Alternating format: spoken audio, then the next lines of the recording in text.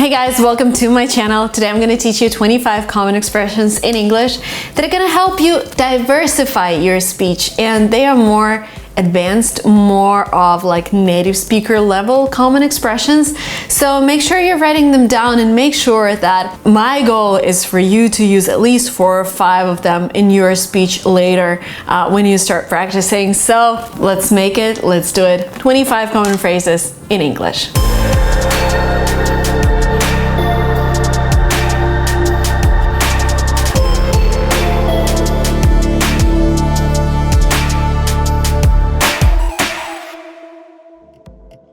Number 1, 24/7. When something is going on for 24/7, it means it's constantly going on.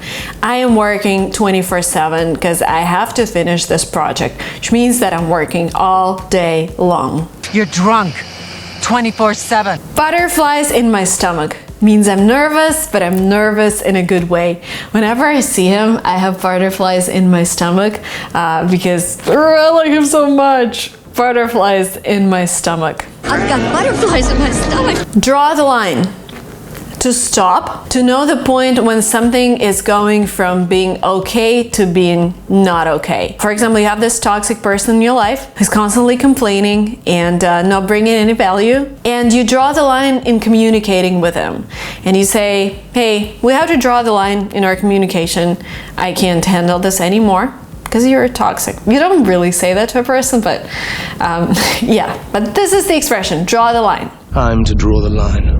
Easier said than done, which means that it's easy to say something because it sounds kind of easy, but it's really hard to do it. And it's a really common expression, like, can you come to work at 6 a.m. tomorrow? Easier said than done. Yeah, it sounds easy, 6 a.m., but then you have to wake up at 4:30 a.m. to cook breakfast and take shower, and you're like, easier said than done. Easier said than done, monarchy boy. Every cloud has a silver lining. This is an expression that I've learned in the UK. It means that every bad situation actually has something good to it. For example, you're fired from work, but every cloud has a silver lining, and you'll find a better job. I know, but every cloud has a silver lining.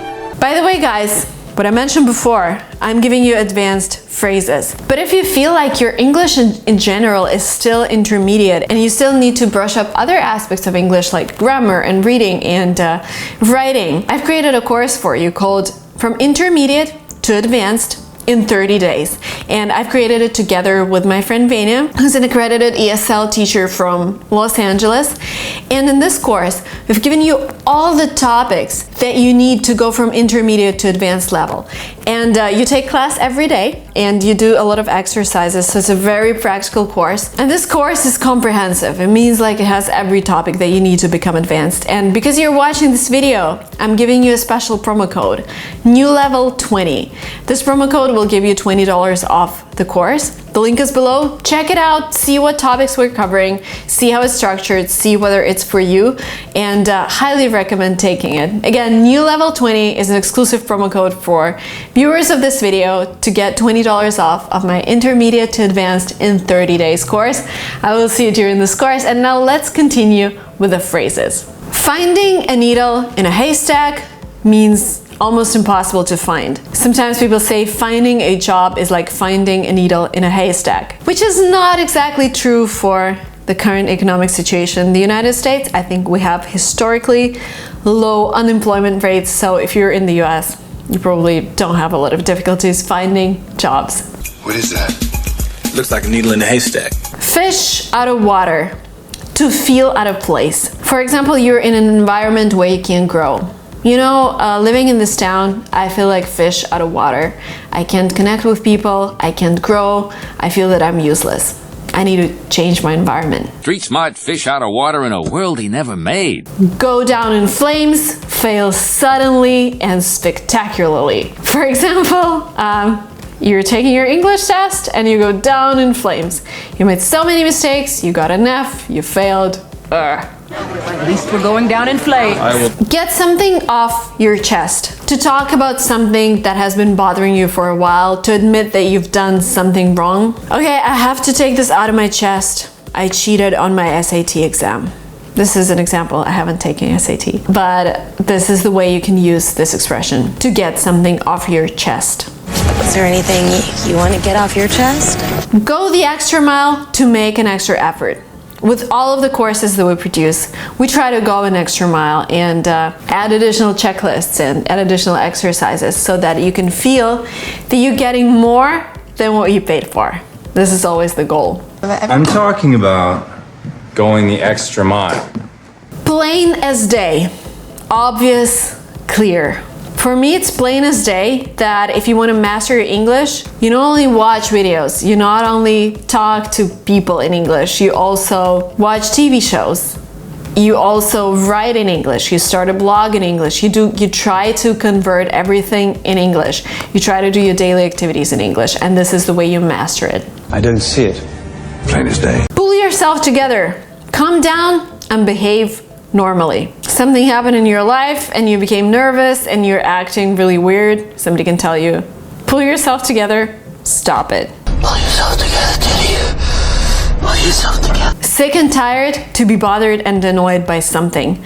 I am sick and tired of people hating each other in comments on YouTube. I think this is really counterproductive. I think that doesn't make any sense and it just wastes people's energy.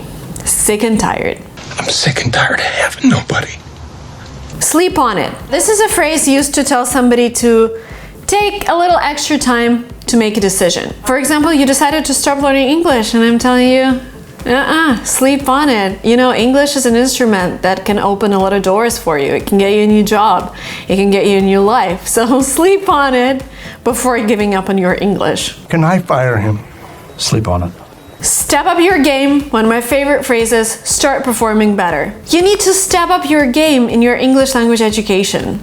You know, after this video, write a post on Instagram in English using a couple of these phrases. This would be the way to step up your game in your studying. You gotta step up your game a little bit here. Tip of the iceberg. An easily visible part of a larger problem. So if you make mistakes in present simple tense, that means it's just the tip of the iceberg, because probably you're making mistakes in other tenses and that's a larger problem. Tip of the iceberg. Nietzsche and Krukov were just the tip of the iceberg. You rock. If you don't make any mistakes, you're awesome, you rock. This is an expression used to compliment somebody on something. Dude, you rock, man! Break a leg. Good luck. Very common expression. Break a leg with your English. Good luck with your English. Break a leg. Yeah, break a leg. Throw under the bus. To blame somebody for something. If I fail this English test, I'm gonna throw myself under the bus because I've been learning English for 10 years and if I fail it, that means that, 10 years wasted. I'm gonna throw myself under the bus. I'm gonna blame myself really hard for it. We're okay throwing me under the bus? Under the weather. When you feel under the weather, it means you feel sick, you feel ill, but not like completely ill, not like down with the flu and stuff. The context here might be, do you want to go to the movie theater tonight? I feel a little under the weather. Do you want to skip? Do you want to schedule it for the next week? Yeah, heard you were under the weather. And the next phrase here that you can use, and next week let's play by ear, which means let's see how it goes. Let's not agree on a specific date and time. Let's just play by ear. I'm gonna text you on Tuesday and see how I'm feeling, and we'll decide on the exact date and time later on. You're right. Let's play it by ear. Think outside the box is a very common phrase to think about something in a different way. Maybe you're dissatisfied with your English, but think outside the box. You already have this base, and now you can build on it. Now you can evolve faster. You have to think outside the box. Challenge accepted. Somebody tells you won't be able to reach the advanced level in 30 days. And you're like, challenge accepted. I'll take this course, I'll do my homework, I'll do other things in English, and I'll prove you that I can become advanced in 30 days. Challenge accepted. Right? Challenge accepted. In the heat of the moment, this means that the decision has been made when you were angry or too passionate about something, and you probably need to rethink, you probably regret it. Oh, I'm sorry, I made this decision in the heat of the moment. Yeah, I regret it a little. In the heat of the moment, I said some things I didn't mean. Make a long story short means cut the details and get to the point. Okay, So to make a long story short. Okay, I'll make a long story short. These were 25 expressions. I hope you learned them. I hope you wrote them down. And homework, create a post on Instagram or whatever you're blogging, maybe Facebook or whatever, using a couple of these phrases. Just try to introduce them to your daily speech, and this is the only way you learn them. And again, I'm waiting for you on my course From Intermediate to Advanced in 30 days. The link is below. And I'll see you very soon on this channel. Make sure you subscribe. Bye-bye.